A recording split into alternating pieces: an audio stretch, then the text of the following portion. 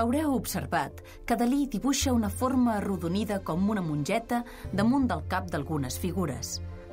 Es tracta del cervell, com l'artista il·lustra en un passatge de la seva vida secreta.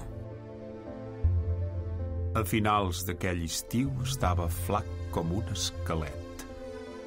El meu cos estava absent de la meva personalitat i sentia que m'estava convertint en una d'aquelles figures fantàstiques del Bosco.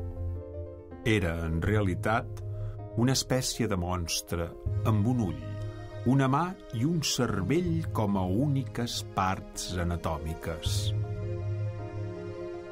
La matèria d'aquests cervells pot ser una roca o un còdol, però pot tractar-se també d'un pa.